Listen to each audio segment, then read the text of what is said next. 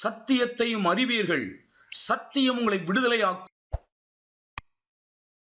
நம்ம ஆண்டோடைய வார்த்தைக்கு நேராக நம்முடைய இருதயங்களை நம்ம மறுபடியும் திருப்பலாம்.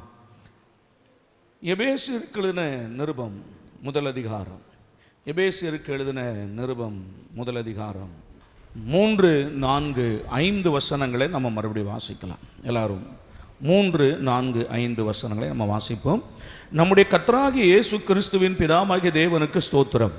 அவர் கிறிஸ்துவுக்குள் உன்னதங்களிலே ஆவிக்குரிய சகல ஆசீர்வாதத்தினாலும் நம்மை ஆசீர்வதித்திருக்கிறார்.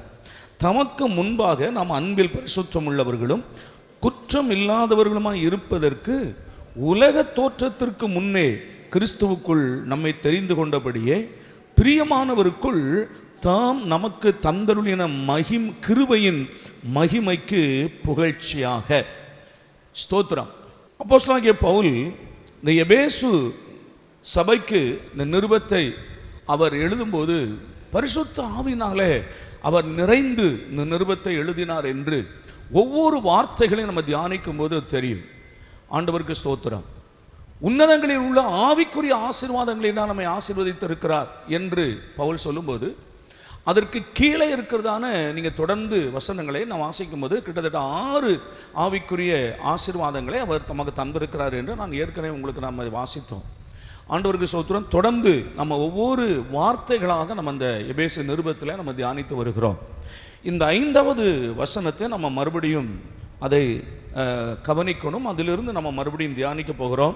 5வது வசனம், பிரியமானவருக்குள் தாம் நமக்கு தந்தருளின தம்முடைய கிருபையின் மகிமைக்கு புகழ்ச்சியாக. எல்லாவற்றையும் கிறிஸ்துவுக்குள் இருந்து தான் நமக்கு தருகிறார் என்பதை நான் உங்களுக்கு ஏற்கனவே நான் பேசினேன். அவருக்கு வெளியே நமக்கு எந்த ஆசீர்வாதங்களும் இல்லை. தேவன் தருகிற எல்லா நன்மைகளும் கிறிஸ்துவுக்குள் இருந்து தான் நமக்கு கொடுக்கப்படுகிறது, அவருக்குள் அவர் மூலமாய் என்று வேதம் தெளிவாய் நமக்கு சொல்லுகிறது. ஆனால் அதில் ஒரு வார்த்தை நீங்கள் இன்னும் கொஞ்சம் ஆழமாக கவனிக்கணும். இப்படி ஆண்டவர் கொடுக்கிற எல்லாம் அவருடைய கிருபையினாலே தேவன் நமக்கு தருகிற எல்லாமே எதன் அடிப்படையில் தேவன் நமக்கு தருகிறார் என்று அந்த ஒரு வார்த்தை அங்கே பவுல் ஆழமாய் சொல்லுகிறார். பிரியமானவருக்குள் தாம் நமக்கு தந்துள்ளின தம்முடைய கிருபையின் மகிமைக்கு புகழ்ச்சியாக. ஆண்டவர் எதற்காக எல்லாவற்றையும் செய்கிறார், எல்லாவற்றையும் எதற்காக தேவன் கொடுக்கிறார் அப்படி சொல்லி அங்கே பவுல் குறிப்பிடுகிறார் என்றால் மகிமைக்கு புகழ்ச்சியாக. இந்த மகிமைக்கு புகழ்ச்சியாக இருப்பதற்கு தான் தேவன் எல்லாவற்றையும் என்ன செய்கிறாரோ கொடுக்கிறார். ஆண்டவர் தருகிற சகலமும் அவருடைய மகிமைக்கு புகழ்ச்சியாக இருக்கும்படி கொடுக்கிறார். இன்றைக்கு இந்த மாலை வேளையில் நான் அதை பற்றி உங்களோடு கூட நான் பேச விரும்புகிறேன். அல்லேலூயா. நீங்கள் படிக்கிற ஒவ்வொரு பாடங்களும் அற்புதமாக இருக்கும். ஆண்டவருக்கு ஸ்தோத்திரம். நம்ம சில நேரங்களில் மேலோட்டமாய் வாசித்து விட்டு போய் விடுகிறோம். ஆகையினால அந்த வார்த்தையினுடைய ஆழங்கள் நமக்கு தெரியாமல் இருக்கிறது. அந்த வார்த்தையினுடைய ஸ்தோத்திரம் ஆவிக்குரிய அர்த்தம் நமக்கு தெரியாமல் போய்விடுகிறது.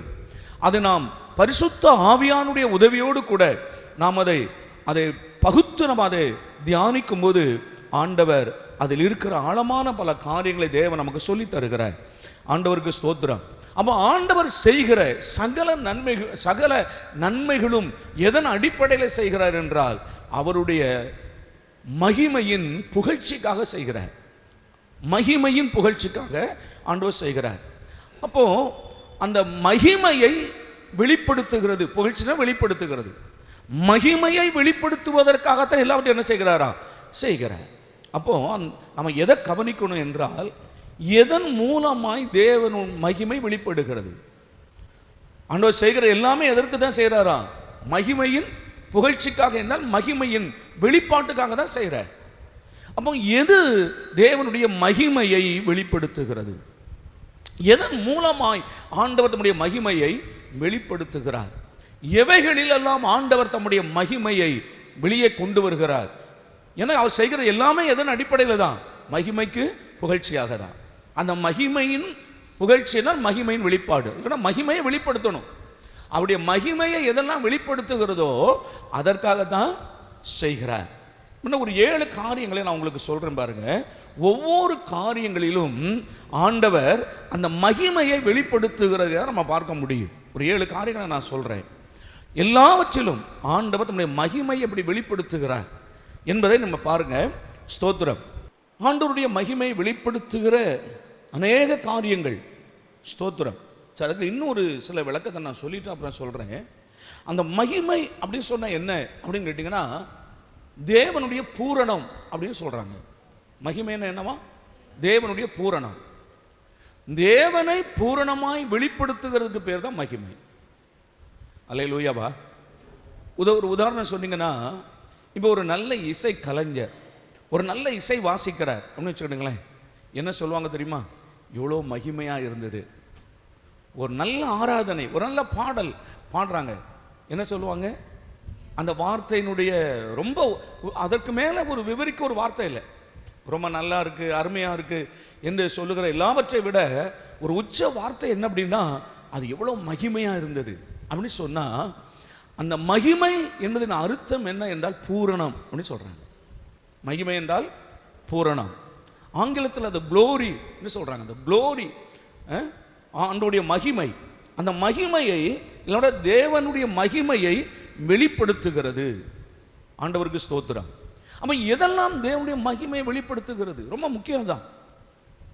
தேவனுடைய மகிமை எதெல்லாம் வெளிப்படுத்துது? கடைசியாக உங்களுக்கு சொல்கிறேன், நீங்களும் நானுமே ஆண்டவருடைய மகிமையின் வெளிப்பாடு தான்.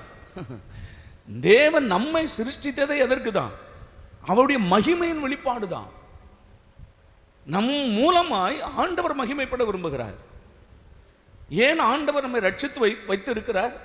எதற்காக தேவன் நம்மை வேறு பிரித்து இந்த உலகத்தில் இருந்து கர்த்தர் நம்மை வேறு பிரித்து எடுத்து ஆண்டவர் சபையில் வைத்து இருக்கிறார்? இந்த உலகத்திற்கு நீங்கள் வெளிச்சமாய் தேவனுக்குரிய மகிமையை வெளிப்படுத்துகிறவர்களாக தான் கர்த்தர் நம்மை அபிஷேகம் பண்ணி வச்சிருக்கிறார். அப்போ எல்லாமே தேவனுடைய மகிமையின் வெளிப்பாடு தான். அந்த மகிமையின் புகழ்ச்சிக்காக தான் இதெல்லாம் என்ன செய்கிறாரா? செய்கிறார். ஆண்டவருக்கு ஸ்தோத்திரம். இப்போ நீங்கள் அந்த காரியங்களை கொஞ்சம் கவனிங்க. ஸ்தோத்திரம். இன்னொரு வார்த்தையை சொல்லுகிறது என்னன்னா, அந்த மகிமை என்றால் என்ன? ஒன்று மகிமை என்றால் பூரணம். இன்னொரு வார்த்தை சொல்லுது, மகிமை என்பது தேவனை தேவனாக வெளிப்படுத்துதான். மகிமை என்றால் ஒன்று மகிமை என்ன? பூரணம். இன்னொரு வார்த்தை என்ன சொல்றாங்க அப்படின்னா, மகிமை அப்படின்னு சொன்னா தேவனை தேவனாக வெளிப்படுத்துகிறது. இன்னைக்கு தேவன் என்கிற பேர்ல இன்றைக்கு அநேகம் தங்களை வெளிப்படுத்துகிற பல காரியங்களை பார்க்கிறோம். அதல்ல மகிமை. மகிமையினுடைய ஒரிஜினல் என்ன என்றால் தேவனை தேவனாக வெளிப்படுத்துவதுதான் அந்த மகிமை. தேவன் தம்முடைய மகிமையை பல விதங்களில் வெளிப்படுத்தி இருக்கிறார். அதை நாம் இன்றைக்கு ஒரு 7 காரியங்களை நான் உங்களுக்கு சொல்லுகிறேன். முதலாவது, ஒன்று, தேவன் நம்முடைய மகிமையை எதன் மூலமாக வெளிப்படுத்துகிறார்? முதலாவது, சங்கீதம் 19ஆம் சங்கீதம் முதலாவது வசனத்தை கவனிங்கள். சங்கீதம் 19:1, வானங்கள் தேவனுடைய மகிமையை வெளிப்படுத்துகின்றன. அல்லேலூயா. அப்போ தேவனுடைய மகிமை நீங்க நல்லா கவனிக்கணும். அவருடைய மகிமையின் புகழ்ச்சிக்காக தான் இதெல்லாம் செய்றார். அல்லேலூயா. அவருடைய மகிமையின் புகழ்ச்சிக்காக. அப்போ அவர் செய்கிற ஒவ்வொரு காரியங்களும் ஆண்டவருடைய மகிமையை வெளிப்படுத்துகிறது. தேவன் வானங்கள் தேவனுடைய மகிமையை வெளிப்படுத்துகிறது. அப்போ வானங்கள் தேவனுடைய மகிமையை வெளிப்படுத்துகிறது என்றால் அர்த்தம் என்ன என்றார், ஒரு அப்படியே மொட்டை மாடியில் படுத்திருக்கிறார், அப்படியே வானத்தை அண்ணாந்து பார்க்கிறார். அண்ணாந்து பார்த்தால் அங்கே என்ன தெரிகிறது? சந்திரன் இருக்கு, நட்சத்திரங்கள் இருக்கிறது. இதெல்லாம் பார்க்கும்போது அது தேவனுடைய மகிமையை வெளிப்படுத்துகிறது. ஆனால் இதை அறியாத நிலைமையில் இருக்கிற மக்கள் என்ன சொல்லுவாங்க? நிலாவில் பாட்டி வடை சுட்டுக்கிட்டு இருக்கிறாங்க, அங்கே ஒரு தாத்தா இருக்கிறாரு என்று அறியாத என்ன சொல்லிக்கிட்டு இருக்கிறாங்க இல்லையா? ஸ்தோத்திரம். இன்னும் ஜோசியக்காரன் பார்த்தான்னா இது வால் நட்சத்திரம், இந்த நட்சத்திரத்துக்கு இல்லாது ஒரு பேர் வச்சு அதற்கு ஜோசியம் பார்க்க ஆரம்பிக்கிறான். ஆராய்ச்சி பண்ணுகிறவன் பார்த்தா அந்த வானத்துக்கும் பூமிக்கும் எவ்வளவு தூரம் இருக்கிறது, நட்சத்திரத்துக்கும் பூமிக்கு எவ்வளோ தூரம், ஒவ்வொரு நட்சத்திரம் எவ்வளோ சைஸில் இருக்குது, சந்திரனுக்கும் பூமிக்கும் எவ்வளோ தூரம் இருக்கிறது என்பதை அப்படி அவன் ஆராய்ச்சி பண்ணிக்கிட்டு இருக்கிறான். ஆனால் ஒரு தேவனுடைய பிள்ளை, கர்த்தரையும் அவருடைய வார்த்தைகளையும் விசுவாசிக்கிறவன், அவன் வானத்தை அண்ணாந்து பார்க்கும்போது சொல்லுகிறான், அவர் பகலுக்கு சூரியனையும் இரவுக்கு சந்திரனையும், நாள் குறிப்புக்காக தேவன் சந்திரனை தந்திருக்கிறார், நட்சத்திரங்கள் வானத்தை அலங்கரித்து கொண்டிருக்கிறது, இது தேவனுடைய சிருஷ்டிப்பின் சிகரம் என்றவன் சொல்லுகிறான். அப்போ இவைகளெல்லாம் எதை வெளிப்படுத்துகிறது என்றால் தேவனுடைய மகிமையை அது வெளிப்படுத்துகிறது. அவருடைய மகிமையின் புகழ்ச்சிக்காக தான் தேவன் என்ன பண்ணுகிறாராம், இவைகளெல்லாம் உண்டாக்கி இருக்கிறார். அப்போ வானங்கள் தேவனுடைய மகிமையை வெளிப்படுத்துகிறது என்பதை நாம் பார்க்கிறோம். ஆண்டவருக்கு ஸ்தோத்திரம். 2 ஏசாயா 43 அதிகாரம் 7வது வசனம். ஏசாயா 43 அதிகாரம் 7வது வசனம். நான் என் மகிமைக்கென்று சிருஷ்டித்து உருவாக்கி படைத்து என் நாமம் தரிக்கப்பட்ட யாவரையும் கொண்டு வா என்பேன். 2 என் மகிமைக்கென்று நான் சிருஷ்டித்து உருவாக்கின மனுஷன். அப்போ தேவனுடைய மகிமையை வெளிப்படுத்துவதற்காகவே தேவன் மனுஷனை உண்டாக்குறார். அப்போ மனுஷன் என்றால் யார் என்றால் கர்த்தருடைய மகிமையின் வெளிப்பாடு. ஒரு மனுஷனை பார்க்கும்போது அதில் தேவனுடைய மகிமையை பார்க்கிறார். சூரியனையும் சந்திரனையும் பார்க்கும்போது அது தேவனுடைய மகிமை வெளிப்படுத்துகிற மகிமையை பார்க்கிறார். ஒரு மனுஷனை பார்க்கும்போது தேவனுடைய மகிமையின் வெளிப்பாடாக இருக்கிறார். அப்ப நான் சொல்லுகிறேன், என்னை பார்க்கும்போது நான் யாராக இருக்கிறேன், நீங்கள் உங்களை பார்க்கும்போது யாராக இருக்கிறீர்கள்? கர்த்தருடைய மகிமையின் வெளிப்பாடு. ஸ்தோத்திரம். இந்த மனிதனுடைய அமைப்பு உச்சம் தலைமுதல் உள்ளங்கால் வரைக்கும் நீங்க மனுஷனை பாருங்க, அவன் எப்படி உண்டாக்கப்பட்டிருக்கிறான். இத்தனை அறிவா, ஒரு 5 அடி 6 அடி இருக்கிற ஒரு மனுஷனுடைய ஞானம், அவனுக்குள் இருக்கிறதான அறிவு. ஸ்தோத்திரம். ஒரு 300 கிராம் 400 கிராம் இருக்கிற அந்த மூளையில் இருக்கிறதான அந்த அறிவினுடைய தன்மை நீங்க பார்த்தீங்கன்னா ஆச்சரியப்படும் அளவிற்கு. ஆண்டவருக்கு ஸ்தோத்திரம்.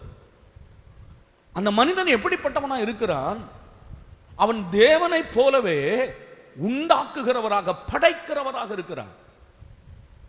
அவன் படைக்கிறான். தேவன் மனிதனை படைத்தார். இன்னைக்கு மனுஷனை பார்த்தீங்கன்னா தன்னை போலவே அவன் ரோபோக்களை உண்டாக்கி வச்சிருக்கிறான். ஸ்தோத்திரம். அவைகள் காலையில் எழும்பி பாத்திரம் விளக்கிறது, ஸ்தோத்திரம், வீடு பெருக்குகிறது, டீ போட்டு கொண்டு போய் எஜமானு கொண்டு போய் கொடுக்கறது, பெட் காப்பி கொண்டு போய் கொடுக்கறது, சமையல் பண்ணுது. இன்னைக்கு ஒரு மனுஷன் படைக்கிறவனாக, தேவனை போல படைக்கிறவனாக சந்திர மண்டலத்துக்கு இங்கிருந்து அனுப்புறான். இன்னைக்கு அவன் போக கூடாத இடமே இல்லைங்கிறான், ஆராய்ச்சி பண்ண முடியாத இடமே இல்லைங்கிறான். ஸ்தோத்திரம். தேவன் தம்முடைய மகிமைக்காக மனுஷனை உண்டாக்கி இருக்கிறார். அவ்வளவு அறிவு, அவ்வளவு ஞானம், அவ்வளவு திறமைகள். அப்போ மனிதனுடைய வெளிப்பாடு என்ன? கர்த்தர் என்னில் மகிமைப்படுகிறார். அதற்கு எதிராக இருக்கிறவன் யார்? பிசாசானவன். எப்பொழுதுமே ஒரிஜினலை கெடுக்கிறவன் பிசாசானவன். இன்னைக்கு நான் காலையில் கூட சொன்னேன் பாருங்க, நகரத்தை விருத்தி அடைய விடாமல் ஆக்குகிறவன், பாழாக்குகிறவன். அப்போ நல்லா கவனிங்க, இதற்கு எதிரானவன் சத்துரு. நீங்களும் நானும் வானத்தை அண்ணாந்து பார்க்கும்போது வானம் தேவனுடைய மகிமையை வெளிப்படுத்துகிறது என்றால், இவன் அங்கேயும் எதை கொண்டு வச்சிருக்கிறான்? சூரிய பகவான் அப்படிமா. அது தேவனுடைய சிருஷ்டிப்பு, ஆண்டுடைய மகிமை வெளிப்படுத்துகிறதுன்னா அதுதான் கடவுளேம்மா. அப்போ இன்றைக்கு மனிதன் கர்த்தருடைய சிருஷ்டிப்பின் உச்சமாய் இருக்கிறான். என் மகிமைக்கென்று நான் உருவாக்கினவன். ஒவ்வொரு மனிதனும் கர்த்தருடைய மகிமை வெளிப்படுத்துகிறான் என்றால் பிசாசு சொல்லுவான், இல்லை இல்லை அவன் குரங்கிலிருந்து வந்தாம்மா. தேவனுடைய மகிமையை அவமாக்குவது தான் அவனுடைய வேலையை. நீங்க எங்கெல்லாம் தேவனுக்கு மகிமை உண்டாக்கும்படி கர்த்தர் செய்கிறாரோ அங்கெல்லாம் தேவனுடைய மகிமையை இருட்டடிப்பு செய்வதுதான் சாத்தானுடைய தந்திரம். அப்போ தேவன் மகிமைப்படுவதற்காக ஆண்டவர் செய்வாரானால் நாம் கர்த்தரை மகிமைப்படும்படி சில காரியங்களை செய்யும்போது அவர் எவ்வளவு சந்தோஷப்படுவார் என்பது ரொம்ப முக்கியம். அப்போ என் மகிமைக்கென்று நான் சிருஷ்டித்த மனிதன், அல்லேலூயா. அப்போ அந்த மனிதன் தன்னை தேவனுடைய மகிமையாக எண்ணி அப்படி வாழும்போது அவன் ஆண்டவருடைய மகிமைக்கென்று நடமாடுகிறான். ஆண்டவருக்கு ஸ்தோத்திரம். தேவனில் இல்லை, மனிதனில் இருந்த தேவனுடைய மகிமை. ஆண்டவருக்கு ஸ்தோத்திரம். கொஞ்சம் நல்லா கவனிங்க. வேதம் சொல்லுகிறது அவன் தேவ சாயலாகவே இருக்கிறான். அவனுக்கும் மறைவானது ஒன்றும் இல்லை, தேவனுக்கு மறைவானது ஒன்றும் இல்லை நம்ம சொல்கிறோம். ஆனால் மனிதனை ஆண்டவர் உண்டாக்கும் போது அவனுக்கு மறைவானது ஒன்றுமே இல்லை, அப்படி உண்டாக்கப்பட்டிருந்தான்.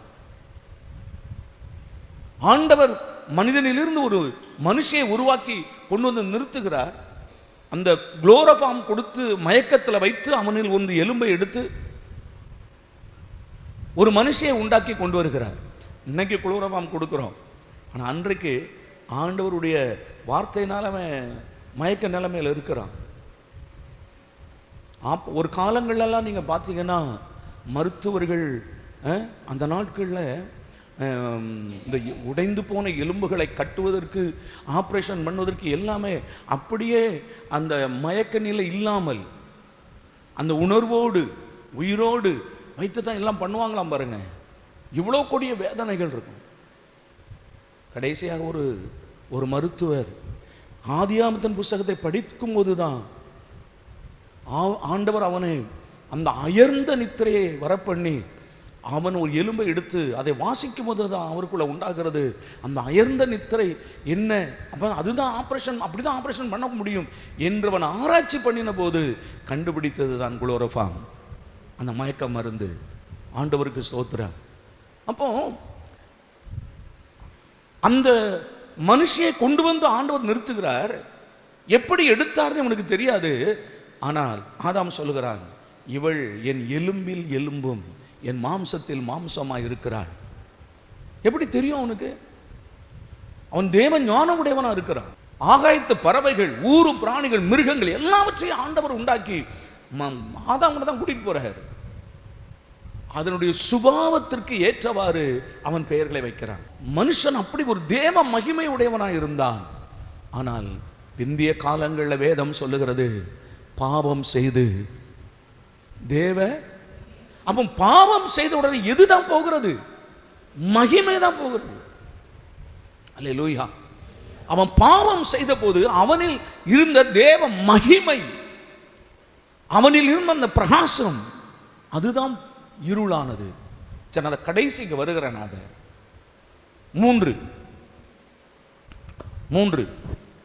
2 சாமுவேலின் புஸ்தகம் 7ஆம் அதிகாரம் 23ஆம் வசனம்.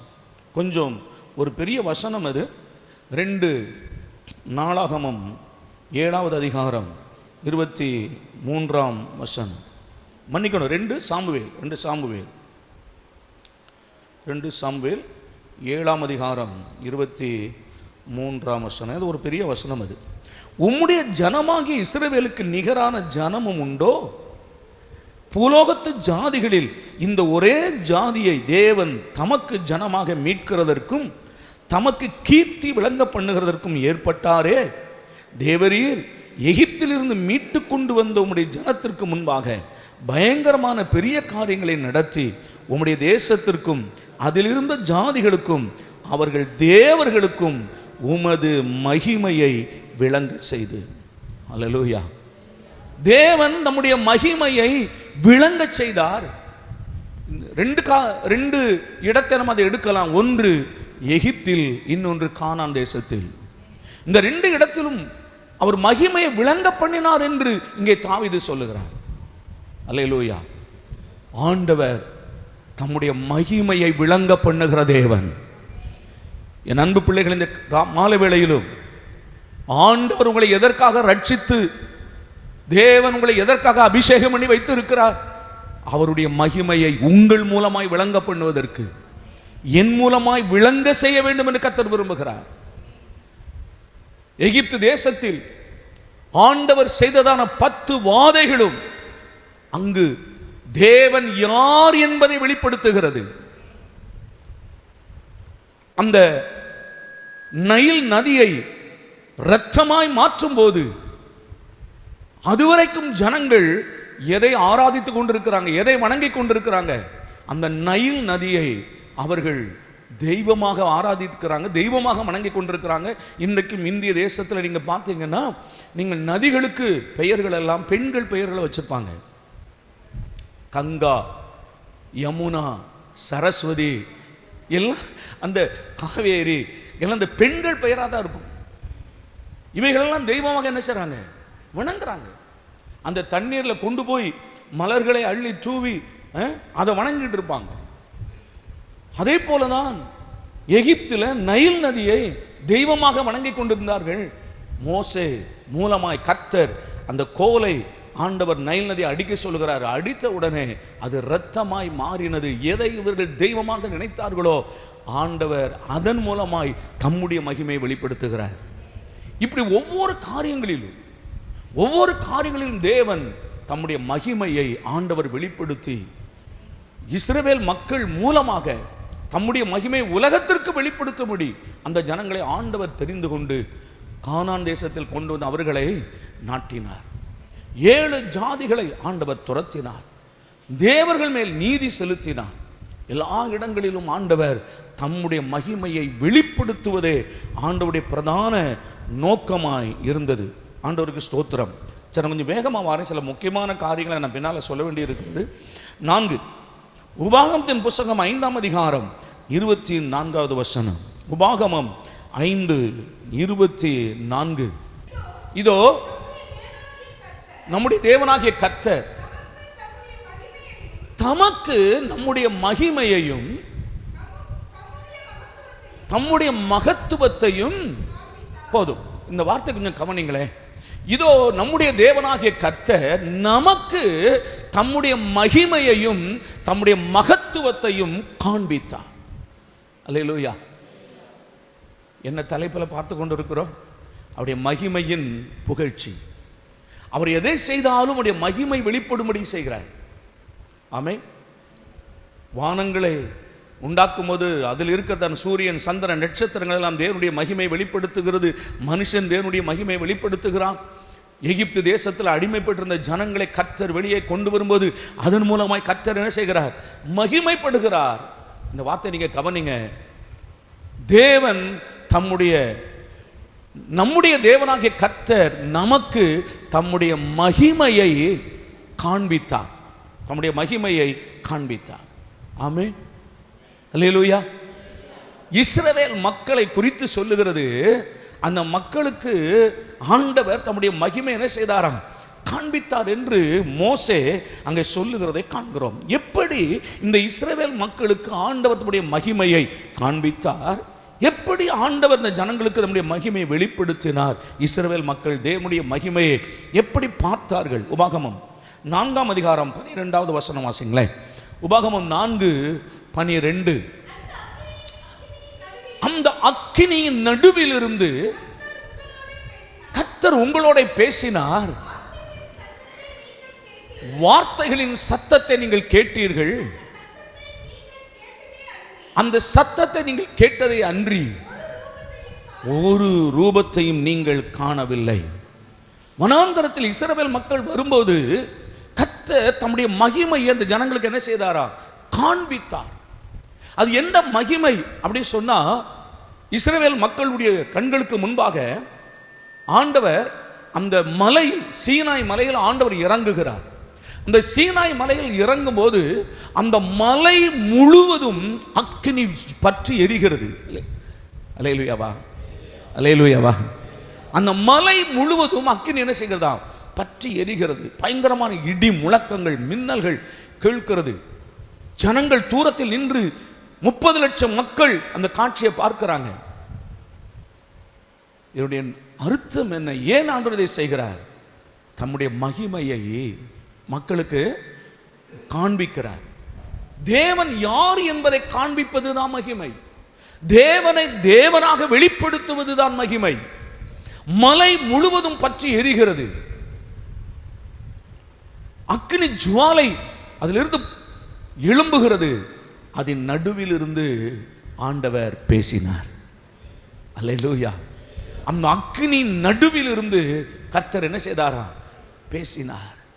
இஸ்ரவேல் மக்களை பார்த்து ஆண்டவர் பேசுகிறார். அந்த அந்த மலையிலிருந்து அக்கினி ஜுவாலின் நடுவிலிருந்து பேசின வார்த்தை தான் 10 கட்டளை. அந்த அந்த வார்த்தை தான் மோசேயை மலைக்கு வர சொல்லி எழுதி கொடுக்கிறார். அந்த எழுதி கொடுத்த அந்த வார்த்தையை எல்லா மக்களும் கேட்கும்படி ஆண்டவர் பேசுகிறார். ஸ்தோத்திரம். அப்போ அந்த அக்கினி பிரகாசமும் தேவனுடைய சத்தமும் ஆண்டவருடைய மகிமையை வெளிப்படுத்துகிறது. அப்போ மோசே சொல்லுகிறார், அந்த அக்கினியின் நடுவிலிருந்து கர்த்தர் உங்களோட பேசினார், நீங்கள் ஒரு ரூபத்தையும் காணவில்லை. இதில் என்ன சொல்ல வருகிறார் ஆண்டவர்? நான் வார்த்தையின் தேவன், நான் ஆவியா இருக்கிறேன், எனக்கு ஒரு ரூபமும் இல்லை. அதில் பேசும்போது அர்த்தம் பேசுகிறார், மேலே வானத்திலும் கீழே பூமியிலும் எனக்கு ஒப்பானவர் இல்லை.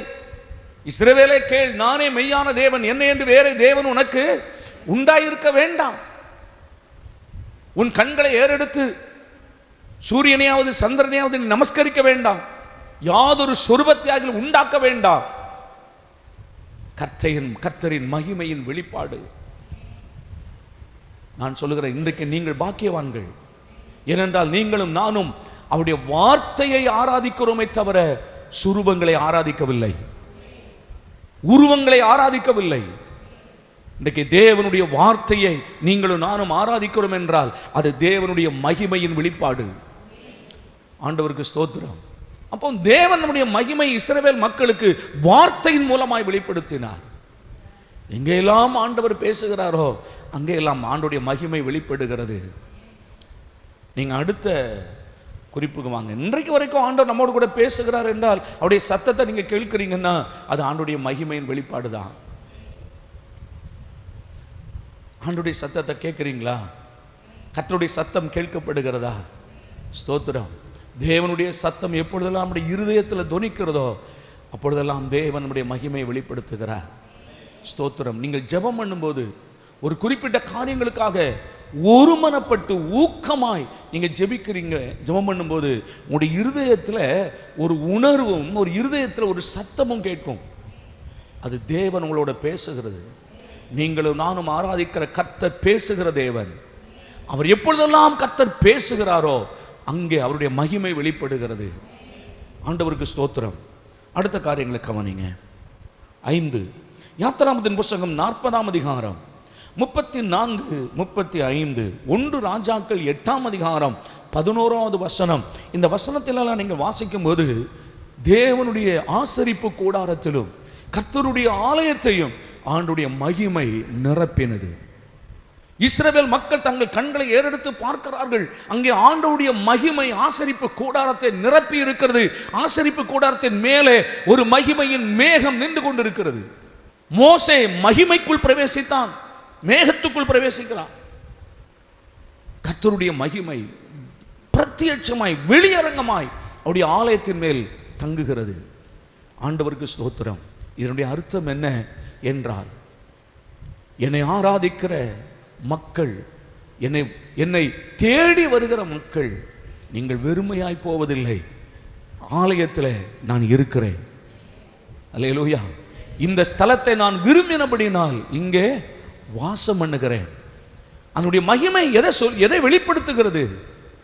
என்னை தேடி வருகிற மக்கள், என்னை ஆராதிக்கிற ஜனங்கள் ஒருபோதும் வெறுமையாய் போவதில்லை. நான் ஆலயத்தில் இருக்கிறேன். ஆமென் சொல்லுங்க. அல்லேலூயா. அன்னைக்கு ஆண்டவருடைய மகிமை இன்னும் கொஞ்சம் விவரமாக சொல்லட்டுமா? அன்றைக்கு ஆசரிப்பு கூடாரமானாலும் சரி, சாலமன் கட்டின தேவாலயமானாலும் சரி 3 பகுதியாக இருந்தது. நம்ம பல தடவை இதை கேட்டிருக்கிறோம், பல தடவை நான் பேசியிருக்கிறேன். 3 பகுதியாக இருந்தது. ஒன்று மகா பரிசுத்த ஸ்தலம், இதில் ஒரு திரைச்சீலை இருக்கும். அந்த திரைச்சீலையினுடைய கனம் மட்டும் சொல்றாங்க, சிலர் 4 அங்குலம்ன்றாங்க, சிலர் 6 அங்குலம்ங்கிறாங்க அதனுடைய கனம். அந்த திரைச்சீலை, அந்த திரைச்சீலைக்கு உள்ள ஒரு மேசை இருக்கும். அந்த மேஜைக்கு மேலே ஒரு உடன்படிக்கை பெட்டி, தங்கத்தால் செய்யப்பட்ட உடன்படிக்கை பெட்டி இருக்கும். அந்த மேஜைக்கு பேரு கிருபையின் ஆசனம்.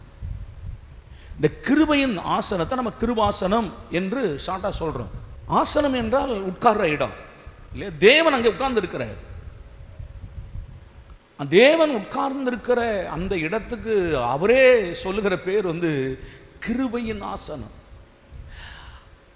ரொம்ப ஆழமா தியானிக்க வேண்டிய ஒன்று. அவர் ஒரு காலம் வருகிறது, அன்றைக்கு வெள்ளை சிங்காசனத்தில் உட்காருவார். இன்றைக்கு கிருபையின் ஆசனத்து மேல உட்கார்ந்து இருக்கிறார்.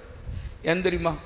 உலகத்தில் உள்ள ஒரு பாவியும் கெட்டு போகக்கூடாது, ஒரு மனுஷனும் கெட்டு போகக்கூடாது, எல்லா மனுஷனும் ரட்சிக்கப்பட வேண்டும் என்று கிருபையின் ஆசனத்தில் உட்கார்ந்து இருக்கிறார்.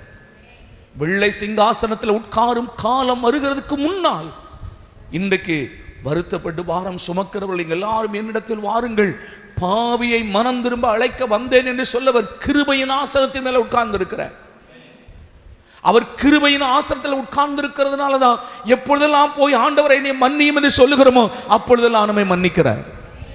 ஆண்டவரை நான் தவறு செய்துவிட்டேன் மன்னியும் என்று கேட்கும் போதெல்லாம் மன்னிக்கிறார். காரணம் என்ன? வெள்ளை சிங்காசனத்தில் உட்காரவில்லை, கர்த்தர் கிருபையின் சிங்காசனத்தின் மேலே இன்றைக்கு உட்கார்ந்து இருக்கிறார். ஆண்டவருக்கு ஸ்தோத்திரம். அந்த கிருபாசனத்தின் மேலே ஒரு உடன்படிக்கை பெட்டி இருக்கும். அந்த உடன்படிக்கை பெட்டியில மோசேக்கு ஆண்டவர் கொடுத்த 10 கற்பனை உள்ளே இருக்கிறது. ரெண்டு பக்கத்தில் 2 கேருபீன்கள் நிற்கும். ஆண்டவருக்கு ஸ்தோத்திரம். இதை நான் இப்போ பேச நமக்கு நேரம் இல்லை. அந்த உடன்படிக்கை பலகை என்ன சொல்லுகிறது? அதில் எழுதியிருக்கிறவைகள் என்ன சொல்லிக் கொண்டிருக்கிறது? மனுஷன் குற்றவாளி, மனுஷன் பாவி என்று நியாயப்பிரமாணம் சொல்லிக்கொண்டே இருக்கிறது. தேவனை பார்த்து அந்த வார்த்தைகள் எல்லாம் சத்தமிடுகிறது. ஆண்டவருக்கு ஸ்தோத்திரம். பொய் சொல்லாதிருப்பாயாக, விபச்சாரம் செய்யாதிருப்பாயாக, கொலை செய்யாதிருப்பாயாக. ஆனால் மனுக்குலம் முழுவதும் பாவம் செய்யும்போது நியாயப்பிரமாணம் அங்கிருந்து தேவனோடு சொல்லுகிறது, மனுஷன் பாவியாக இருக்கிறான், மனுஷன் பாவியாக இருக்கிறான், அவன் சாவுக்கு காரணமாக இருக்கிறான் என்று சத்தமிட்டு கொண்டே இருந்ததா. ஆண்டவருக்கு ஸ்தோத்திரம். ஆனால் அது இருக்கிற இடம் கிருபையின் மேலே. ஆகையினால் தான் மனுஷன் என்ன செய்யப்படலை? அழிக்கப்படலை. அந்த கிருபாசனத்துக்கு மேலே ஒரு மகிமை அப்படியே நிறைந்திருக்குமா. ஆண்டவருக்கு ஸ்தோத்திரம். ஒரு மகிமை நிறைந்திருக்கும்.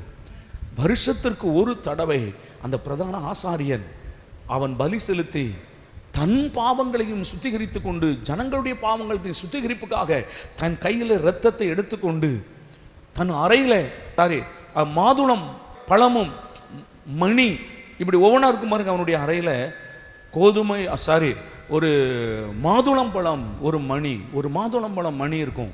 இது அறையில் போட்டிருப்பான். ஸ்தோத்திரம். அந்த வஸ்திரத்தின் ஓரத்தில் அப்படியே தொங்கும், சுற்றி காலில் சங்கிலி போடப்பட்டிருக்கும். அதோ கையில் அந்த தூப கலசத்தில் அந்த பலிபீடத்தில் இருக்கிற நெருப்பை எடுத்து இதை நிறைத்து கொண்டு, ஏன்னா அந்நிய அக்கினி கொண்டு போகக்கூடாது, பலிபீடத்தின் அக்கினினால் இதை நிறைத்து கொண்டு உள்ளே போவான். அங்கே மகா பரிசுத்த ஸ்தலத்திற்குள்ளே தான் அந்த தூப வர்க்கம் அங்கே இருக்கும், இடித்து அங்கே வச்சுருப்பாங்க. ஏன்னா அது வெளியே போடுறது இல்லை, அதில் அள்ளி அந்த தூப கலசத்தில் இருக்க நெருப்பில் போடுவான். தேவனுக்கு முன்னால் அது அந்த புகை எழும்பும். ஒரு கையில் ரத்தம் வச்சிருக்கிறான். அது அந்த கிருபாசனத்தின் மேலே இருக்கிற உடன்படிக்கை பெட்டியில் என்ன செய்வானா? தெளிப்பான்.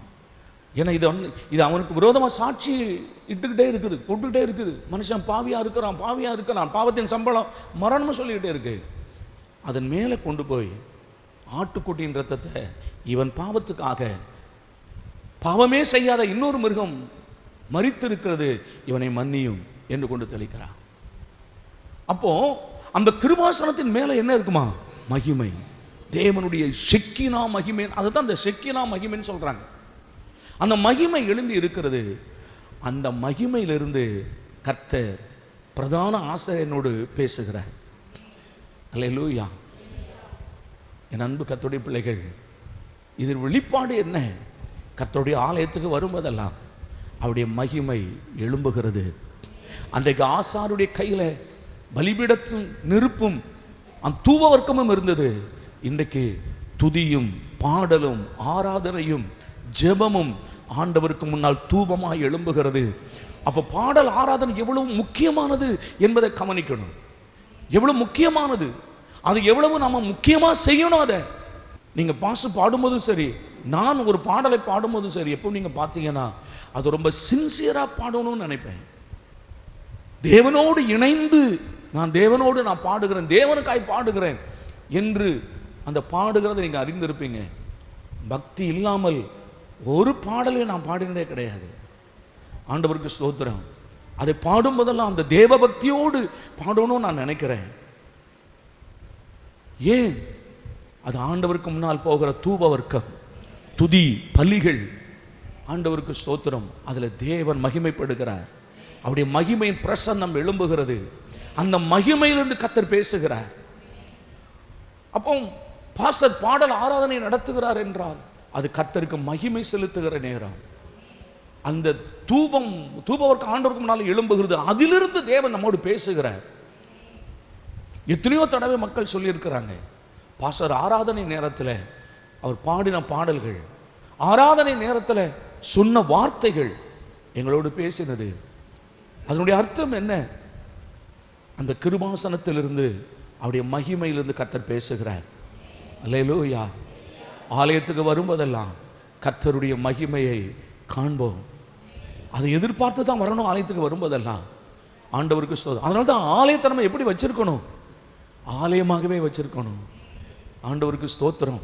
சிறு பிள்ளைகள் அங்கும் இங்கும் ஓடி விளையாடுகிறதும், அவங்க கையில் சாப்பாட்டை கொடுத்து ஆலயத்துக்குள்ளே பண்ணுகிறதும், பிஸ்கட் தாளை போடுறது, சாக்லேட் பேப்பரை போடுகிறது என்ன, கொஞ்சம் இதை நம்ம என்ன நினைக்கணும் என்றால், கர்த்தருடைய மகிமை தங்குகிற ஒரு ஆலயம், தேவனுடைய மகிமை உலாவுகிற ஒரு ஆலயம். ஸ்தோத்திரம். புதிய ஏற்பாட்டு காலத்தில் அந்த இரத்தத்தை ஆண்டவர் நம்மேல் தெளித்து நம்முடைய இருதயத்தை ஆண்டவர் பரிசுத்தமாக்கி நீங்களே தேவனுடைய ஆலயம் என்று கர்த்தர் மாற்றினார். அல்லேலூயா. சரி, அடுத்த குறிப்புக்கு நான் வரேன். எபிரேயர் 1ஆம் அதிகாரம் 3ஆம் வசனம். இதுதான் ரொம்ப முக்கியமான ஒரு வார்த்தை.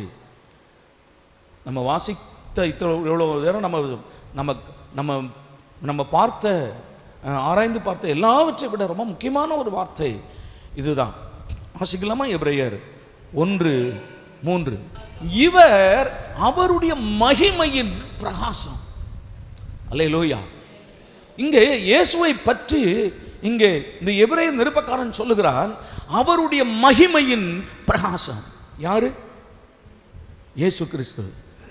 யாருடைய மகிமையின் பிரகாசம்? பிதாவின், தேவனுடைய மகிமையின் பிரகாசம். அல்லேலூயா சொல்லுங்க. நல்லா கவனிங்க. அப்ப இயேசு உலகத்தில் இல்லோட தேவன் உலகத்தில் மனிதனாய் பிறக்கும்போது மகிமையின், தேவனுடைய மகிமையின் பிரகாசமாய் பிறக்கிறார். அவர்தான் அந்த மகிமையினுடைய பிரகாசம். உலகத்திற்கு தேவனுடைய மகிமையை காண்பிக்கிற அந்த மகிமையின் பிரகாசம். 2 கொரிந்தியர் 4:4 வாசிங்களேன். 2 கொரிந்தியர் 4:4. தேவனுடைய சாயலாய் இருக்கிற கிறிஸ்துவின் மகிமையான சுவிசேஷத்தின், நல்ல கவனிங்க, தேவனுடைய மகிமை, கிறிஸ்துவின் மகிமையான சுவிசேஷத்தின் ஒளி. கிறிஸ்து தேவனுடைய மகிமையின் பிரகாசமா இருக்கிறார். சுவிசேஷம் கிறிஸ்துவின் மகிமையின் ஒளியா இருக்கிறது. ஆமென். அல்லேலூயா. சரி, கொஞ்சம் கவனிங்க. இயேசு உலகத்தில் பிறந்திருக்கும் போது தேவ தூதர்கள் தோன்றி சொல்றாங்க, இன்று கர்த்தராகிய கிறிஸ்து என்னும் இரட்சகர் உங்களுக்கு தாவீதின் ஊரிலே பிறந்திருக்கிறார். அல்லேலூயா. அவர் யாராக பிறந்திருக்கிறார்? தேவனுடைய மகிமையின் பிரகாசம். அவர் போகும் இடமெல்லாம் ஒரு வெளிச்சம். இருளில் இருக்கிற ஜனங்கள் பெரிய வெளிச்சத்தை கண்டார்கள். போகும் இடமெல்லாம் தேவனுடைய வெளிச்சம் உண்டாகிறது. பாவ இருளில் இருக்கிற மக்கள் வெளிச்சத்தில் வர்றாங்க. அந்தகாரத்தின் இருளில் இருக்கிற மக்கள் வெளிச்சத்துக்கு வராங்க. அதுவரைக்கும் அஞ்ஞான இருளுக்குள் இருக்கிற மக்கள் வெளிச்சத்துக்குள்ள வர்றாங்க. தேவனுடைய அந்த பூரண மகிமையின் வெளிப்பாடு யார் என்றால் இயேசு. அவரில் ஆண்டுடைய மகிமை என்ன செய்கிறது? வெளிப்படுகிறது. அநேக இடங்களில் சொல்லுகிறார், நான் உம்மை மகிமைப்படுத்தினேன், இன்னும் மகிமைப்படுத்துவேன். இயேசு ஒரு மனுஷனை பார்க்கும்போது மனதுருகுகிறார் என்றால் தேவன் மனதுருக்கம் உள்ளவராக இருக்கிறார் என்று வெளிப்பாடு. தேவன் அங்கே ஒரு அற்புதம் செய்கிறார், குருடனை பார்வடைய செய்கிறார், சப்பானை நடக்க பண்ணுகிறார். தேவன் அற்புதங்களை செய்து தம்முடைய மகிமை வெளிப்படுத்துகிறார். தேவன் அற்புதங்களை செய்கிறவர் என்ற வெளிப்பாடு இயேசுவின் மூலமாய் உண்டாகிறது. பாவியை நேசிக்கிறார், பாவத்தை வெறுக்கிறார். இது தேவனுடைய மகிமையின் வெளிப்பாடு. ஸ்தோத்திரம். மரித்தோரை உயிரோடு எழுப்புகிறார், கர்த்தருடைய மகிமையின் வெளிப்பாடு. தண்ணீரை திராட்சை ரசமாய் மாற்றுகிறார், தேவனுடைய மகிமையின் வெளிப்பாடு. கொந்தளிக்கிற கடலை இறையாதே அமைதலாயிரு என்று அவைகளை அடங்க பண்ணுகிறார், தேவனுடைய மகிமையின் வெளிப்பாடு தான் இயேசு.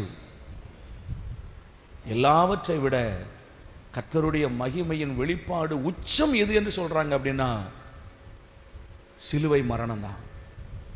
தேவன் அன்பாகவே இருக்கிறார் என்ற அந்த தேவனுடைய மகிமையின் வெளிப்பாட்டின் உச்சம் எது என்றால் சிலுவை மரணம். அல்லேலூயா, ஆண்டவருக்கு ஸ்தோத்திரம். சிலுவையில் இயேசு தொங்கும்போது சொல்லுகிறார், பிதாவே இவர்களுக்கு மன்னியும்.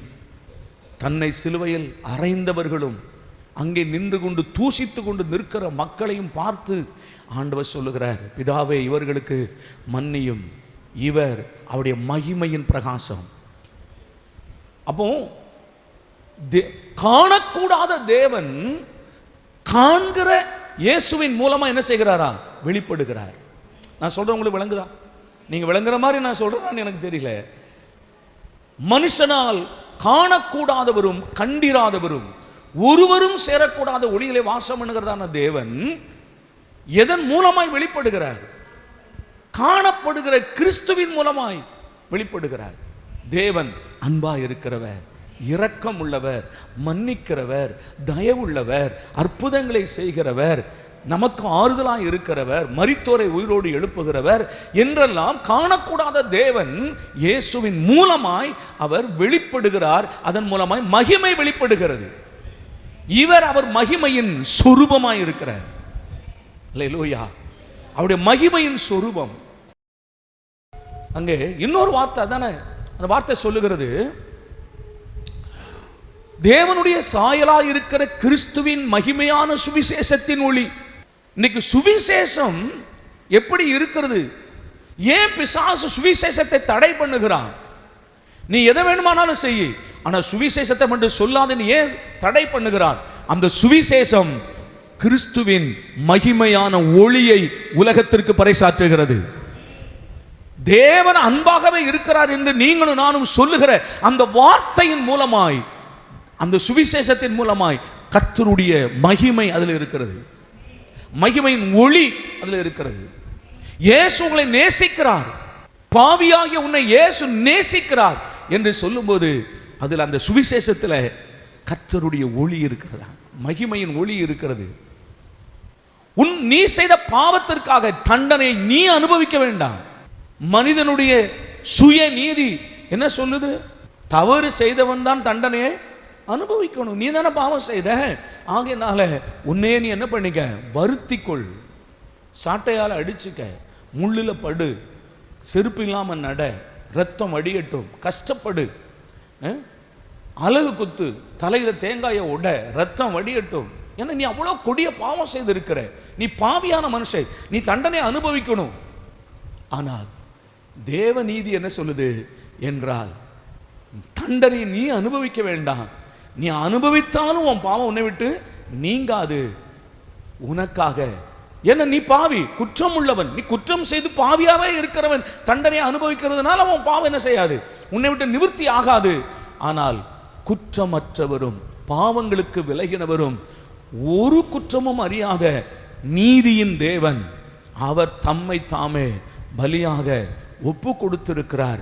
உனக்காக அவர் மரித்திருக்கிறார், நீ மரிக்க வேண்டாம் என்று சொல்லுகிற சுவிசேஷத்தை சொல்ல விடாமல் தடுக்கிறான் என்றால் அந்த சுவிசேஷத்தில் கிறிஸ்துவின் மகிமையான ஒளி இருக்கிறது. அல்லேலூயா. நீங்கள் எங்கெல்லாம் சுவிசேஷத்தை சொல்லுகிறீர்களோ அங்கே ஜனங்கள் இருளில் இருந்து வெளிச்சத்தை காண்பார்கள். பவுல் அங்கே சொல்லுகிறார், இருளிலிருந்து வெளிச்சத்தை பிரகாசிக்க சொன்ன தேவன் கிறிஸ்துவின் முகத்தில் உள்ள அறிவாகிய ஒளியை எங்கள் இருதயத்தில் பிரகாசிக்க பண்ணினார். ஆமென். ஆண்டவருக்கு ஸ்தோத்திரம். அந்த கிறிஸ்துவின் அந்த மகிமையின் சுவிசேஷத்தின் ஒளியை கர்த்தர் சொல்லுகிறதற்கு ஆண்டவர் உங்களையும் என்னையும் ஆண்டவர் அழைத்திருக்கிறார். இன்னும் நான் அநேக காரியங்களை நான் உங்களுக்கு சொல்லணும், கொஞ்சம் சீக்கிரமாக நான் சொல்லுகிறேன். 7 கடைசியான குறிப்பு, கடைசி குறிப்பு, ரொம்ப முக்கியமான ஒரு குறிப்பு. இதை நான் 1 கொரிந்தியர் 10ஆம் அதிகாரம் 31வது வசனமும் ஏசாயா 41ஆம் அதிகாரம் 49ஆம் அதிகாரம் 3வது வசனத்தையும் வாசிக்கலாம். ஆகையால் நீங்கள் புசித்தாலும் குடித்தாலும் எதை செய்தாலும் எல்லாவற்றையும் தேவனுடைய மகிமைக்கென்று செய்யுங்கள். அல்லேலூயா. நீ எதை செய்தாலும், என் அன்பு பிள்ளையே, ஆண்டவர் எல்லாவற்றையும் எதற்காக செய்தார்? தம்முடைய மகிமையின் புகழ்ச்சிக்காக. அல்லேலூயா. மகிமையின் புகழ்ச்சிக்காக. இன்றைக்கு ஆண்டவர் இருளில் இருந்து கர்த்தர் நம்மை வெளிச்சத்தில் கொண்டு வந்துட்டார். அவர் சிந்தின இரத்தத்தினாலே நம்மை மீட்டு ரட்சிக்கப்பட்டு பரிசுத்தமாக்கி ஆண்டவருடைய பிள்ளையை மாற்றிவிட்டார். இன்றைக்கு ஆண்டவர் என்ன சொல்லுகிறார்? இன்னும் வாசிக்கலாம். ஏசாயா 49ஆம் அதிகாரம் 3வது வசனம். ஏசாயா தீர்க்கதரிசன புத்தகம் 49:3. அவர் என்னை நோக்கி, நீ என் தாசன் இஸ்ரவேலே, நான் உன்னில் மகிமைப்படுவேன் என்றார். அல்லேலூயா. அல்லேலூயா. தேவனுடைய மகிமைக்கென்று சிருஷ்டித்த மனிதனை பிசாசானவன் பாவி ஆக்கினான். பாவம் செய்து தேவ மகிமையை இழந்து போனான். ஆனால் கர்த்தர் அந்த பாவம் செய்து தேவ மகிமை இழந்த மனிதனுக்காக அவருடைய குமாரனை இந்த உலகத்திற்கு அனுப்பி கல்வாரி சிலுவையிலே ஜீவனை தந்து ஆண்டவர் நம்மை இரத்தத்தாலே கழுவி மறுபடியும் ஆண்டவரை ரட்சித்து கர்த்தர் சொல்லுகிறார், நான் உன்னில் மகிமைப்படுவேன். அவன் சொல்லுங்க, நான் உன்னில் மகிமைப்படுவேன். அப்போ உன் மூலமாய் கர்த்தர் ஒவ்வொரு இடங்களிலும் மகிமைப்பட வேண்டும் என்று விரும்புகிறார். நீ எதை செய்தாலும் அவருடைய மகிமைக்கென்று செய். நீ புசித்தாலும் குடித்தாலும் நீ என்ன செய்தாலும் அதையெல்லாம் ஆண்டவருடைய மகிமைக்கென்று செய். ஆமென். நீ உடுத்தினால், நீ நல்ல உடைகளை உடுத்திக்கொள், அது ஆண்டவருடைய மகிமைக்கென்று செய்ய. அல்லேலூயா. வா, கவர்ச்சிக்காய் உடுக்காத. நீ எதை செய்தாலும் அதில் ஆண்டவரை மகிமைப்படணும். நீ என்ன உடை வேணாலும் உடு, நீ நல்லா உடுத்திக்கோ, நீ நல்லா அணிந்து கொள். நீ எதை செய்தாலும் சரி, நீ செய்கிற எல்லாவற்றையும், நீ எதை செய்தாலும் நீ ஆண்டவருடைய மகிமைக்காக செய். ஆமென். இன்னைக்கு பிள்ளைகள் அதனால தான் நம்ம சொல்றோம், தலையிலெல்லாம் இப்படியெல்லாம் முடிய வெட்டி, ஸ்தோத்திரம், தலையில் கிரிப்பிட ஓடுற மாதிரி இருக்குது, எலி ஓடுற மாதிரி இருக்குது, இப்படியெல்லாம் வெட்டி வச்சிருக்கிறீங்களப்பா. என்ன அவங்களுக்கு நம்ம சொல்லும்போது கோபம் வருகிறது, அவங்களால புரிந்து கொள்ள முடியல. நம்ம ஏன் சொல்றோம்? நீ எதை செய்தாலும் ஆண்டவருடைய மகிமைக்காக செய். ஏனென்றால் அவருடைய நாமம் உன்னில் தரிக்கப்பட்டிருக்கிறது. அல்லேலூயாவா. பேரு ஜேசுதாஸ்னு இருக்குது, பேரு டேவிட்னு இருக்குது, ஆனால் வாயில பக்கு பக்குன்னு அடிச்சுட்டு போகிறான், டாஸ்மாகில் போய் நிற்கிறான். ஆண்டவருக்கு ஸ்தோத்திரம். ஆண்டவர் மகிமைப்படுவாரா? அல்லேலூயா. நீ எதை செய்தாலும் கர்த்தருடைய மகிமைக்காக செய்ய. ஏனென்றால் நீ கர்த்தருடைய மகிமைக்கென்று ரட்சிக்கப்பட்டிருக்கிறாய். கர்த்தருடைய மகிமையின் வெளிப்பாடு, அதற்காக தேவன் உன்னை ரட்சித்து அபிஷேகம் பண்ணியிருக்கிறார். அவருடைய வெளிப்பாடு நீதான். இந்த கடைசி காலத்தில் கர்த்தர் உன்னில் மகிமைப்பட விரும்புகிறார். அல்லேலூயாவா. நீ புசித்தாலும் குடித்தாலும் எதை செய்தாலும் அதையெல்லாம் கர்த்தருடைய மகிமைக்கென்று செய்யுங்க. ஆமென் சொல்லுங்களேன். அல்லேலூயா. ஸ்தோத்திரம். உன்னை அலங்கரித்துக் கொள்ளுகிறாயா? ஆண்டவருடைய மகிமைப்படுகிறாரா? நீ பாரு. நீ நகையை போட்டாலும் சரி போடாவிட்டாலும் சரி, இதனால் ஆண்டவர் மகிமைப்படுகிறாரா? கவனிங்க. இது என் மூலமாய் தேவன் மகிமைப்படுகிறாரா? அதற்காக ஸ்தோத்திரம். என் வார்த்தை ஆண்டவரை மகிமைப்படுத்துகிறதா? என் ஜீவியம் ஆண்டவரை மகிமைப்படுத்துகிறதா? அதற்காக ஸ்தோத்திரம். பாபிலோன் தேசத்தில் சிறையாய் கொண்டு போகப்பட்ட வாலிபர்கள் மூலமாய் கர்த்தர் மகிமைப்பட்டார். சாத்ராக், மேஷாக், ஆபேத்நேகோ மூலமாய் கர்த்தர் எவ்வளவாய் மகிமைப்பட்டார் தெரியுமா? ஹல்லேலூயா. ஆண்டவருக்கு ஸ்தோத்திரம். அவன் ஒரு 60 முழ உயரத்தில் ஒரு பெரிய பொற்சிலையை உண்டாக்கி வைத்துவிட்டு அதற்கு முன்னால் விழுந்து எல்லாரும் வணங்க வேண்டும் என்று சொல்லும்போது 3 வாலிபர்கள் மாத்திரம் நாங்கள் வணங்க மாட்டோம் என்று நிற்கிறார்கள். அப்பொழுது உலகம் என்ன சொல்லியிருக்கும்? எல்லாரும் வணங்கும்போது உனி மட்டும் என்னப்பா ஊரோடு சொல்லுங்க, ஊரோடு ஒத்துப்போ, நீ மட்டும் என்ன தனித்து நிற்கிறாய்? என் ஆண்டோடைய வேதம் சொல்லுகிறது, நீ தனித்து நிற்கும்படியாகவே அவர்களிலிருந்து நான் உன்னை பிரித்தெடுத்தேன். அல்லேலூயாவா. அவர்களிலிருந்து நான் உன்னை பிரித்தெடுத்தேன். அப்போ இந்த 3 வாலிபர்கள் சொல்றாங்க, நாங்கள் வணங்க மாட்டோம். உடனே ராஜாவுடைய கட்டளை என்ன வருகிறது? எரிகிற அக்கினி சூளையிலே நீங்கள் இப்பொழுதே போடப்படுவீர்கள். இன்னும் ஒரு சந்தர்ப்பம் உங்களுக்கு தாரோம். எக்காலம் நாதஸ்வரம் ஊதப்படும். அப்பொழுது நான் நிறுத்தின பொற்சிலைக்கு முன்பாக விழுந்து பணிந்து கொண்டால் நல்லது, இல்லாவிட்டால் எரிகிற அக்கினி சூளையில போடப்படுவீர்கள். என் கைக்கு உங்களை தப்புவிக்க போகிற தேவன் யார் என்றான். ஆண்டவருக்கு ஸ்தோத்திரம். அந்த 3 வாலிபர்களும் நீங்க அங்கதான் கவனிக்கணும், கர்த்தர் எப்படி மகிமைப்படுகிறார் என்பதை அந்த 3 வாலிபர்களும் சொன்னார்கள். ராஜாவே, இதை குறித்து உமக்கு உத்தரவு சொல்ல வேண்டிய அவசியம் எங்களுக்கு இல்லை. நாங்கள் ஆராதிக்கிற தேவன் எங்களை தப்புவிக்க வல்லவராய் இருக்கிறார். அவர் தப்புவித்தாலும் சரி, தப்புவிக்காமல் போனாலும் சரி, நாங்கள் அக்கினி சூளையிலே நாங்கள் எரிந்து சாம்பலாய் போனாலும் சரி, விக்கிரகத்தை வணங்குவதில்லை என்று சொன்னார்களே, அங்கே தேவன் மகிமைப்படுகிறார். இஸ்ரவேலே, நீ என் தாசன், நான் உன்னில் மகிமைப்படுவேன் என்று கர்த்தர் சொல்லுகிறார். சாத்தான் யோபுவை சோதித்து அவனுடைய வாயினாலே எப்படியாவது தேவனை தூஷிக்க பண்ண வேண்டும், குறை சொல்ல வேண்டும் என்று அவனை உருக்குலைத்தான். அவனுடைய குடும்பத்தையே அழித்து போட்டான். அவனுடைய ஆஸ்திகளை எல்லாம் அழித்தான். அவனுடைய சரீரத்தை உருக்குலைத்தான். ஆனாலும் கர்த்தர் யோபுவில் மகிமைப்பட்டாரே அல்லாமல் சாத்தான் அங்கே அவன் மகிமைப்படவில்லை. தேவ பிள்ளையே, உன் மூலமாய் கர்த்தர் மகிமைப்பட வேண்டும் என்று விரும்புகிறார். நீ வாழ்கிற இடத்துல நீ ஆண்டவருக்கு என்று ஒரு உயிருள்ள சாட்சியாய் இருக்க தேவன் விரும்புகிறார். நீ என் தாசன், நீ இருக்கிற இடத்துல கர்த்தர் உன்னை கொண்டு சொல்ல விரும்புகிறார், இவள் என்னுடைய மகள், இவன் என்னுடைய மகன், என்னுடைய மகிமைக்கென்று நான் அவனை அங்கே வைத்திருக்கிறேன். நீ இருக்கிற குடும்பத்தில், நீ இருக்கிற கிராமத்தில் ஆண்டவருடைய மகிமைக்கென்று கர்த்தர் உன்னை ரட்சித்து வைத்திருக்கிறான். உன் வாயிலே கெட்ட வார்த்தை வர வேண்டாம், உன் வாயிலே அசுத்தமான வார்த்தைகள் வர வேண்டாம்.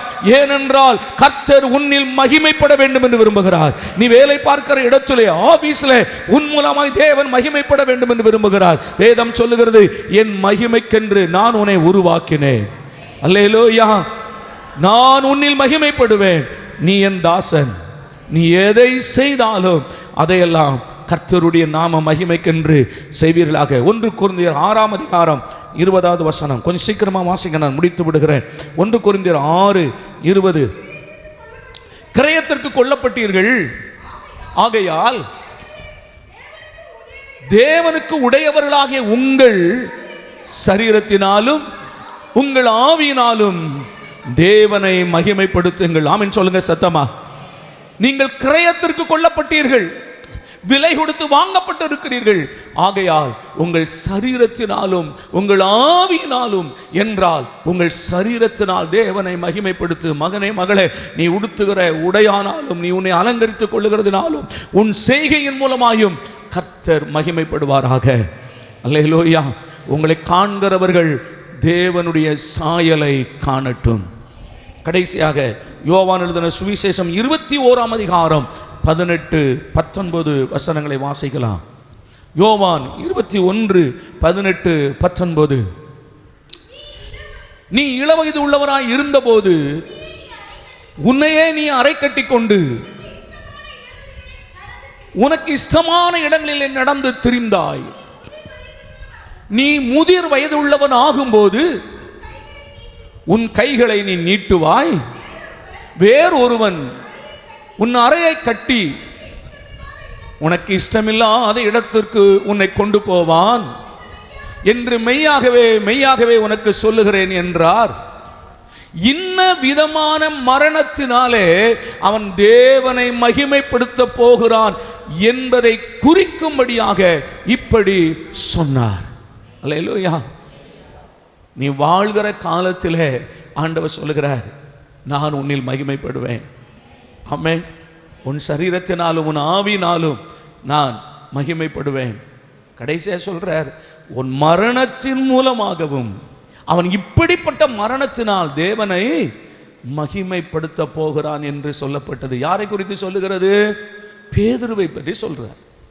பேதுருவை பற்றி சொல்லுகிறார், உன் இளவயதா இருக்கும்போது உன் அறையை நீயே கட்டி கொண்டாய். ஆனால் உன் முதிர் வயது ஆகும்போது உன் கையை நீட்டுவாய், வேறொருவன் கட்டுவான், உனக்கு இஷ்டமில்லாத இடத்துக்கு கொண்டு போவான். எங்க சொல்றாரு? ஏன் சொல்றாரு அப்படின்னா, பேதுருடைய ஊழியத்தின் கடைசி நாட்களிலே அவன் எப்படிப்பட்ட மரணத்தினால தேவனை மகிமைப்படுத்த போகிறான். இன்னைக்கு இருக்கிறதான இத்தாலி இல்லையா, அங்கதான் ஊழியம் செய்தாரான் கடைசி நாட்களில். அவர் ஊழியம் செய்து வயதான காலங்களில் ஊழியம் செய்து கொண்டிருக்கும்போது நீரோ மன்னன் ஆட்சிக்கு வருகிறார். நீரோ மன்னன் ஆட்சிக்கு வருகிற காலத்தில் எல்லா கிறிஸ்தவர்களையும் கொலை செய்கிறான். அதில் பேதுருவையும் கொலை செய்ய தேடுகிறான். பேதுரு, இதுதான் சரித்திரம். பேதுருவை கொலை செய்யும்படி நீரோ மன்னன் தேடுகிறான்னு சொன்ன உடனே அவர் ராத்திரியில் எழும்பி அந்த ரோமாபுரி தெருவில் ஓடுறாரா, ஓடிக்கிட்டே இருக்கிறார். அப்பொழுது அந்த தெருவில் இவர் போகும்போது ஒரு மனுஷனை பார்க்கிறார். அந்த மனுஷன் தன் தோளில் ஒரு சிலுவையை சுமந்து கொண்டு போய் கொண்டு இருக்கிறார். இருட்டும் வெளிச்சமாக இருக்குது. ஏன்னா தெருக்கள் அந்த காலங்களில் இந்த விளக்கு தான் வச்சுருப்பாங்க பாருங்க. போய் கொண்டு இருக்கிறார். உடனே பேதுரு ஓடி போய் அந்த மனுஷனை பார்க்கிறார். யார் அந்த மனுஷன் சிலுவை சுமந்து கொண்டு போறார் அப்படின்னு பார்த்தா இயேசு. உடனே அவர் பார்க்கிறாரா, ஆண்டவரே, நீர் ஏன் சிலுவை மறுபடியும் சுமக்கிறீர்? ஏற்கனவே ஒருத்தர் சுமந்து நீ சிலுவையில் அடிக்கப்பட்டீரே, மறுபடியும் சிலுவை சுமக்கிறீர். அவர் சொன்னாரா, என்னுடைய சீசன் ஒருவன் இருந்தான், நான் அவன் மேலே ரொம்ப நம்பிக்கை வச்சிருந்தேன். அவன் சீமோன் பேதுரு. அவன் சிலுவைக்கு பயந்து அவன் ஓடிக்கொண்டிருக்கிறான். அவன் என்னை மரணத்தினால் என்னை மகிமைப்படுத்துவான்னு நினைச்சேன். அவன் பயந்து ஓடிக்கொண்டிருக்கிறான். அவனுடைய சிலுவையை நான் மறுபடியும் சுமக்கிறேன் அப்படின்னு சொல்லும்போது ஆண்டோடைய பாதத்தில் விழுந்து பேதுரு அழுதார். ஆண்டவரே, என்னை மன்னித்து விடும், நான் திரும்பி போகிறேன் என்று அவர் இருந்த இடத்திற்கு திரும்பி போனார். மறுநாளிலே பேதுருவுக்கு மரண தண்டனை கொடுக்கப்பட்டது. சிலுவையில் அடித்து அவனுக்கு மரண தண்டனை கொடுக்கப்பட்டது. பவுலை ஏன் சிலுவையில் அடிக்கல தெரியுமா? பவுலுக்கும் அதே பீரியடில் தான் மரணம். அந்த நீரோ மன்னன் காலத்தில் தான் பவுலையும் கொண்டார்கள். ஏன் பவுலை பட்டயத்தால் வெட்டி கொண்டார்கள் அப்படின்னு சொன்னீங்கன்னா, ரோம பிரஜையாக இருக்கிறவர்களுக்கு சிலுவை மரணம் கிடையாது. சிலுவை மரணம் என்பது ஒரு சாபமான கொடிய மரணம். அந்த மரணத்தை யாருக்கு கொடுக்க மாட்டாங்க? ரோம பிரஜைகளுக்கு கொடுக்க மாட்டாங்க. அப்போ பவுல் யாரா இருக்கிறார்? ரோம பிரஜையா இருக்கிறார். அதனால அவர் சிலுவையில் அடிக்கல, பட்டயத்தால் வெட்டி கொண்டாங்க. ஆனால் பேதுருவை சிலுவையில் அறையும்படி சொன்னபோது பேதுரு சொன்னாரா, நீங்கள் என் ஆண்டவர் சிலுவையில் அறைந்து கொண்டது போல நேராக என்னை அடிக்க வேண்டாம், என்னை தலைகளாக என்னை சிலுவையில் அறைந்து கொல்லுங்கள் என்று பேதுரு தலைகளாய் சிலுவையிலே அறைந்து கொல்லப்பட்டார். இங்கே வேதம் சொல்லுகிறது, இப்படிப்பட்ட மரணத்தினாலே அவன் தேவனை மகிமைப்படுத்துவான் என்று சொல்லப்பட்டது. அப்போ ஆண்டவர் சொல்லுகிறார், நீ எதை செய்தாலும் என் மகிமைக்காக செய். நீ கன்னத்தில் அறையப்பட்டார், ஆண்டவருக்கு ஸ்தோத்திரம் நீ சொன்னீன்னா நான் மகிமைப்படுகிறேன். உன்னை அவர்கள் திட்டும்போது, உன்னை அவமானப்படுத்தும் போது நீ சகித்து கொண்டால் நான் உன் தேவன் என்று இந்த உலகம் காணும். இவன் ஒரு கிறிஸ்தவன். அவருடைய ஆண்டவர் எப்படி பொறுமை உள்ளவராயிருந்தாரோ அதுபோல இவன் பொறுமை உள்ளவனாய் இருக்கிறார். ஒரு கன்னத்தில் அடித்தால் மறு கன்னத்தை திருப்பி காட்டு என்று சொன்னவர் இயேசு. ஆகையினாலே அதன் மூலமாக நான் மகிமைப்படுகிறேன். நீ வாழ்ந்தாலும் மரித்தாலும் உன் மூலமாய் நான் மகிமைப்பட விரும்புகிறேன். அவருடைய கிருபையின் மகிமையின் புகழ்ச்சிக்காக ஒவ்வொன்றையும் ஆண்டவர் செய்கிறார். அல்லேலூயா, ஆண்டவருக்கு ஸ்தோத்திரம். எத்தனை பேர் விளங்கி கொண்டீங்க? ஆமென். கர்த்தர் எதை செய்தாலும் அதையெல்லாம் அவருடைய மகிமையின் புகழ்ச்சிக்காக செய்கிறார். நம்மை அவருடைய மகிமையின் புகழ்ச்சிக்காக அதை ரட்சித்து கர்த்தர் நம்ம வைத்திருக்கிறார். நீங்கள் இருக்கிற எல்லா இடத்திலும் ஆண்டவருடைய மகிமைக்காய் வாழ வேண்டும் என்று கர்த்தர் விரும்புகிறார். உன் சரீரத்தினாலும் உன் ஆவியினாலும் நீ கர்த்தரை மகிமைப்படுத்து. நீ எதை செய்தாலும் அதன் மூலமாய் கர்த்தர் மகிமைப்பட விரும்புகிறார். எழுப்பி நிற்கலாம். கரங்களை ஊற்றி எல்லா பிள்ளைகளும் ஆண்டவரோட பேசுங்க. தேவனுடைய பிள்ளையே, மரணத்துக்கு எதுவாக இருந்த நம்மை ஆண்டவர் தம்முடைய கிருபையினாலே ஆண்டவர் நம்மை ரட்சித்தார். அவருடைய கிருபையின் மகிமையின் புகழ்ச்சிக்காக கர்த்தர் நம்மை ரட்சித்து அபிஷேகம் பண்ணி வைத்திருக்கிறார். ஆண்டுடைய பிள்ளை, நீ இருக்கிற ஒவ்வொரு இடங்களிலும் கர்த்தர் சொல்லுகிறார், நீ என் தாசன், நான் உன்னில் மகிமைப்படுவேன், நான் உன்னில் மகிமைப்பட வேண்டும் என்று நான் உன்னை ரட்சித்து அபிஷேகம் பண்ணி வைத்திருக்கிறேன். உன்னில் நான் மகிமைப்பட வேண்டும் என்று விரும்புகிறேன். உன்னுடைய ஜீவியத்தினாலே நான் மகிமைப்பட வேண்டும் என்று விரும்புகிறேன். உன்னுடைய பரிசுத்த வாழ்க்கையினாலே நான் மகிமைப்பட வேண்டும் என்று விரும்புகிறேன். உன்னுடைய தாழ்மையினாலே நான் மகிமைப்பட வேண்டும் என்று விரும்புகிறேன். உன் உண்மையினாலே நான் மகிமைப்பட வேண்டும் என்று விரும்புகிறேன். நீ பாடுகள் உபத்திரவங்களை சகித்து கொண்டால், பொறுமையாய் சகித்து கொண்டால், அதன் மூலமாய் நான் மகிமைப்பட வேண்டும் என்று விரும்புகிறேன். எத்தனை பிள்ளைகள், ஆண்டவரே உம்முடைய மகிமைக்கென்று நான் வாழுவேன், ஆண்டவரே, ஆண்டவரே உம்முடைய மகிமைக்கென்று நான் வாழுவேன். ஸ்தோத்திரம். வார்த்தையே இல்லாத, உயிர் இல்லாத ஆண்டவரே வானங்கள் தேவனுடைய மகிமையை வெளிப்படுத்துமானால், உம்முடைய சாயலாய் உண்டாக்கப்பட்டிருக்கிற நான் உம்முடைய மகிமையை நான் வெளிப்படுத்துவேன். உம்முடைய மகிமைக்காகவே நான் வாழுவேன். சாத்ராக், மேஷாக், ஆபேத்நேகோ ஆண்டவரே மகிமையை வெளிப்படுத்தினது போல, கர்த்தருடைய மகிமையை ஆண்டவரே அவர்கள் வெளிப்படுத்தினது போல, உம்முடைய மகிமைக்கு சாட்சியாய் நின்றது போல, நான் உம்முடைய மகிமைக்கென்று ஒரு உயிருள்ள சாட்சியாய் நான் இருப்பேன் என்று என்னை அர்ப்பணிக்கிறேன் ஆண்டவரே, என்னை ஒப்பு கொடுக்கிறேன் ஆண்டவரே. அல்லேலூயா, அல்லேலூயா. உம்முடைய நாமம் எனக்கு தரிக்கப்பட்டிருக்கிறது ஆண்டவரே. என்னை காண்கிறவர்கள் உம்மை காண்பார்களாக, என்னை காண்கிறவர்கள் இயேசுவை காண்பார்களாக. ஓ, இயேசு அன்புள்ளவர் என்று என்னை காண்கிறவர்கள் காணட்டும். இயேசு பரிசுத்தம் உள்ளவர் என்று என்னை காண்கிறவர்கள் காணட்டும். இயேசு ஆண்டவரே நல்லவர் என்பதை என்னை காண்கிறவர்கள் காணட்டும் ஆண்டவரே. ஹல்லேலூயா, ஹல்லேலூயா, ஹல்லேலூயா, ஹல்லேலூயா. ஸ்தோத்திரம், ஸ்தோத்திரம் அப்பா. அல்லேலூயா, ஸ்தோத்திரம். கர்த்தர் ஒவ்வொரு வாரமும் தம்முடைய வார்த்தையை கொண்டு தேவன் நம்மோடு பேசுகிறார். அல்லேலூயா. அக்கினியின் நடுவிலிருந்து கர்த்தர் பேசுகிறவர், வார்த்தையின் மூலமாய் பேசுகிற தேவன். உம்முடைய வார்த்தைக்கு எங்களை ஒப்பு கொடுக்கிறோம். உம்முடைய வார்த்தையின் மூலமாய் நீர் மகிமைப்படுவீராக. தொடர்ந்து இந்த பிள்ளைகளை ஆசீர்வதியும். இவர்களை உமக்கு மகிமையின் விருட்சங்களாக ஒவ்வொரு இடங்களிலும் இவர்களை நாட்டும் அப்பா. உம்முடைய நாமத்தை ஆசீர்வதிக்கிறோம். கையின் பிரயாசங்கள் ஆசீர்வதிக்கப்படட்டும், பொருளாதாரங்கள் ஆசீர்வதிக்கப்படட்டும். கர்த்தருக்காக இன்னும் ஆயிரமாய் உதாரத்துமாய் கொடுக்கத்தக்கதாக உம்முடைய பிள்ளைகளின் கையின் பிரயாசங்கள் ஆசீர்வதிக்கப்படுவதாக. எல்லா மகிமையும் கர்த்தருக்கே செலுத்துகிறோம். கர்த்தராகிய இயேசு கிறிஸ்துவின் நாமத்தில் வேண்டிக் கொள்கிறோம் எங்கள் நல்ல பிதாவே, ஆமென். நம்முடைய கர்த்தராகிய இயேசுவின் கிருபையும் பிதாவாகிய தேவனுடைய அன்பும் பரிசுத்தமுடைய ஐக்கியமும் இன்றும் என்றும் சதா காலங்களில் நம் அனைவரோடும் சகல பரிசுத்தவான்களோடும் நிலைத்திருப்பதாக. ஆமென். என் ஆத்துமாவே கர்த்தரை ஸ்தோத்திரி, என் முழு உள்ளமையுடைய பரிசுத்த நாமத்தை ஸ்தோத்திரி. என் ஆத்துமாவே கர்த்தரை ஸ்தோத்திரி, கர்த்தர் செய்த சகல உபகாரங்களை மறவாதே. ஆமென். அல்லேலூயா.